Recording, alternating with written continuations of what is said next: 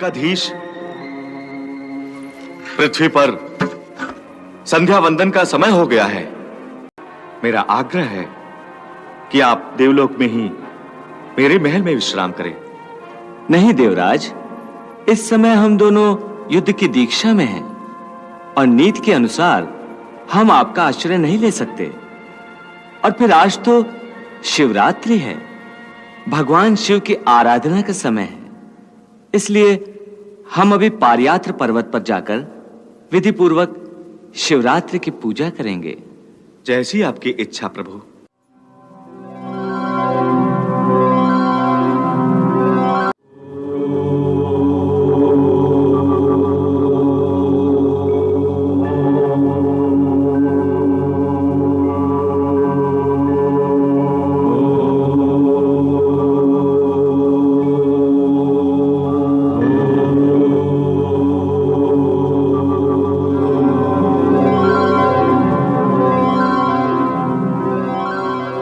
हे देवादिदेव महादेव, आज शिवरात्रि है और मेरे मन में आपके दर्शनों की बड़ी तीव्र लालसा है।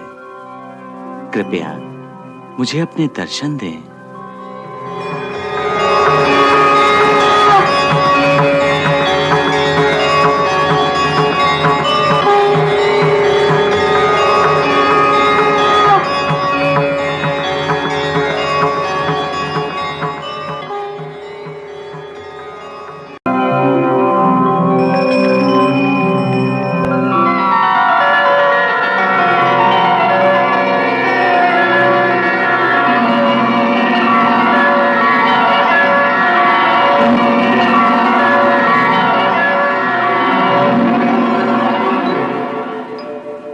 शिवाय। वासुदेव, मैं प्रसन्न हूं। आपने मेरे प्रिय स्तोत्र से मेरा आह्वान किया है।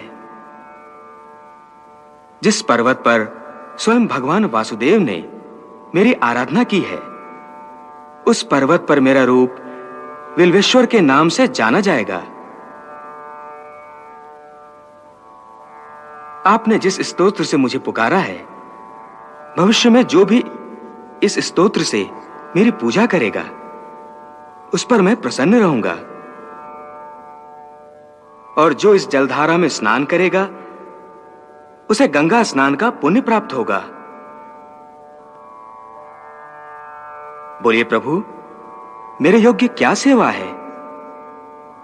भगवान, आप तो मेरे इष्ट हैं।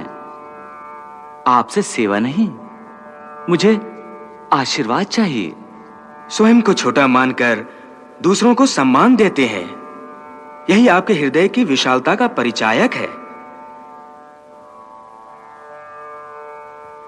समस्त सृष्टि के पालनहार होकर भी आप स्वयं को नगण्य बताते हैं। त्रिलोक के स्वामी होकर भी एक याचक की भांति विनम्र हैं। यही स्वयं आपकी महानता का परिचायक है। इसीलिए विजय तो आपकी होगी ही, परंतु क्या देवादिदेव? यही कि मैं आपके और देवराज इंद्र के युद्ध को देख रहा हूं। आप इंद्र पर घातक वार नहीं कर रहे हैं। मुझे तो ऐसा लग रहा है आप उसकी रक्षा कर रहे हैं वासुदेव। हाँ देव, मेरा उद्देश्य इंद्र का पराभव करना नहीं, मैं तो उसके अहंकार का नाश करना चाहता हूं। मैं पहले भी गोवर्धन पर्वत पर उसका ये अहंकार नष्ट कर चुका हूं। फिर भी उसने आपको भी पारिजात देने से इनकार कर दिया था, जिसके कारण आपको भगवती पार्वती के लिए स्वयं एक पारिजात वन का निर्माण करना पड़ा। इस समय वो मुझे भी पारिजात के लिए मना कर रहा है और स्वयं को एक सर्वोच्च सत्ता के रूप में प्रतिष्ठित कर रहा है।